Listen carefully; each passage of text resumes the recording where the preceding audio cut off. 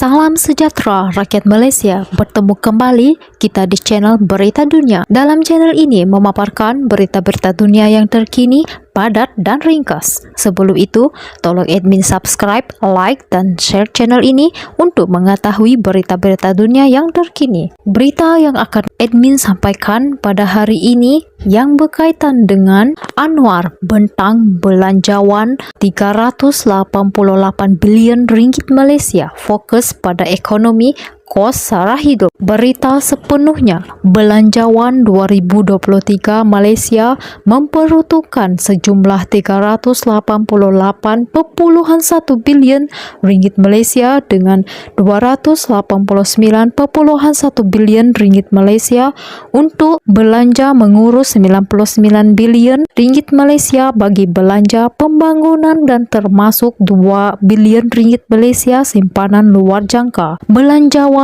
yang disemak semula ini adalah 13.8 bilion ringgit Malaysia, lebih tinggi daripada belanjawan 372.3 bilion ringgit Malaysia yang dibentangkan pentadbiran mantan Perdana Menteri Datuk Seri Ismail Sabri Yaakob. Perdana Menteri merangkap Menteri Kewangan Datuk Seri Anwar Ibrahim yang membentang belanjawan bertemakan membangun Malaysia Madani, berkata selaras dasar fizikal mengembang, peruntukan pembangunan ditingkatkan berbanding 71.6 bilion ringgit Malaysia tahun sebelumnya. Jumlah yang diperuntukkan untuk pembangunan juga lebih besar, kira-kira 1 bilion ringgit berjumlah 96.5 bilion ringgit Malaysia atau 1/4 daripada jumlah bajet. Ini menjadikan perbelanjaan pembangunan terbesar Malaysia setakat ini. Dato' Anwar telah pun membentangkan sebahagian bajet untuk menampung sehingga 107 bilion ringgit Malaysia dalam perbelanjaan mengurus untuk tahun ini semasa sidang khas yang diadakan pada Disember 2022. Tambahan 57 bilion ringgit Malaysia turut diluluskan di bawah dana pembangunan.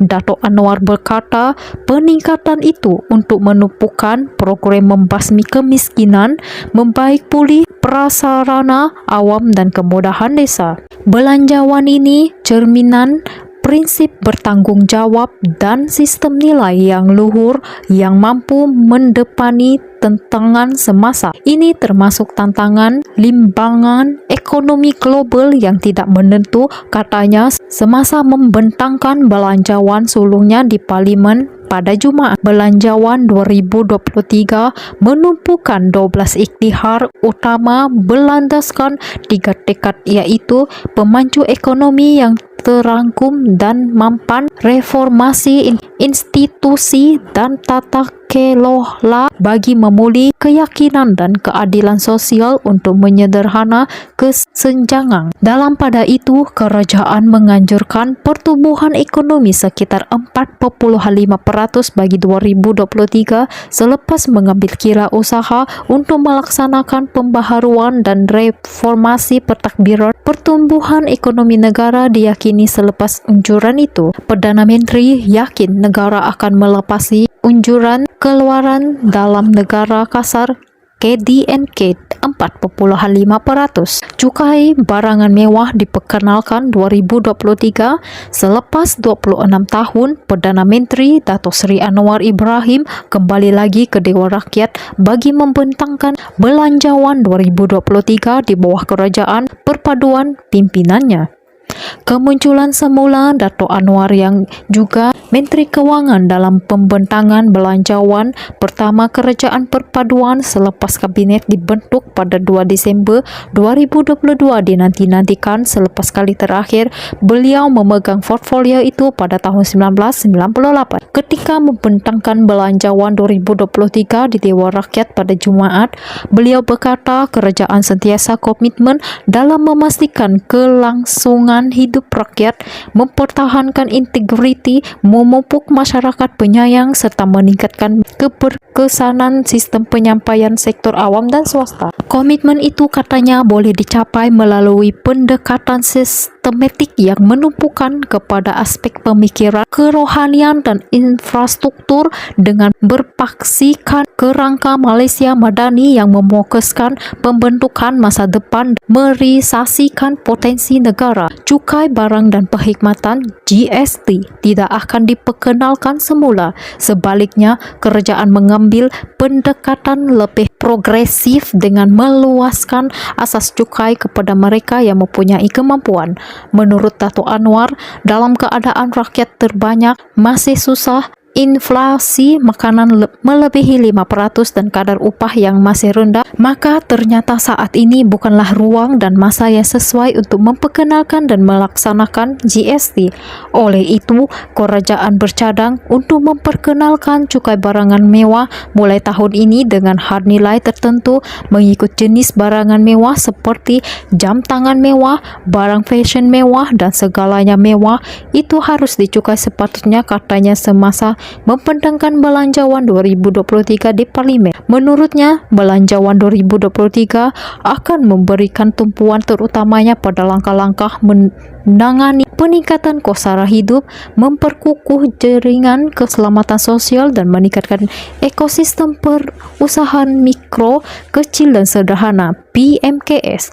Dato' Anwar berkata, matlamat utama adalah untuk memastikan penagihan kekayaan dan pembangunan wilayah yang saksama dan mampan. Beliau berkata, seiring dengan peralihan ke fasa endemik dan pembukaan semula sempadan antarabangsa, negara menyaksikan peningkatan jumlah ketibaan pelancong, aktiviti perdagangan dan perniagaan yang menyumbang ke arah pemulihan yang stabil, khususnya dalam sektor perkhidmatan. Beliau menerangkan, oleh kerana 2023 dijangka menjadi tahun yang mencabar, kerajaan akan terus peka terhadap sebarang cabaran ekonomi dan ketegangan geopolitik yang mendatang. Seterusnya akan merangka strategik dan tindakan yang bersesuaian. Intipati Belanjawan 2023. Yang pertama, perkenalkan cukai barangan mewah tahun 2023 dengan had nilai tertentu ikut jenis barangan mewah. Yang kedua, kenakan duty excise produk cecair atau gel mengandungi nikotin yang digunakan untuk rokok elektronik dan vape. Yang ketiga, sediakan 50 juta ringgit bagi Bina Baru dan naik taraf 3,000 gerai dan kios sebagai kemudahan penjajah kecil berniaga di lokasi tumpuan seluruh negara. Yang keempat, 6 projek tebatan banjir termasuk di Johor, Selangor dan Kelantan akan ditender semula dengan segera selewat-lewatnya Jun 2023. Yang kelima, persiapan mendepani ancaman bencana 1,070 juta ringgit Malaysia kepada agensi berkaitan dan di bawah geran pertumbuhan prihatin komuniti. Yang keenam, sebanyak 1.2 bilion ringgit Malaysia diperuntukkan bagi pembaikan 400 klinik daif dan 380 sekolah daif. Yang ketujuh, sebanyak 2.7 bilion ringgit Malaysia diperuntuk bagi selenggara dan naik taraf jalan persekutuan. Yang ke-8, sejumlah 1.5 bilion ringgit Malaysia disediakan bagi naik taraf dan bina baru jalan perhubungan desa dan jalan-jalan luar bandar. Yang terakhir, sejumlah 10 juta ringgit Malaysia disediakan bagi geran perasian untuk perkukuh peranan pusat respon skem kebangsaan. Setakat ini saja berita yang admin sampaikan untuk hari ini. Sekian, terima kasih.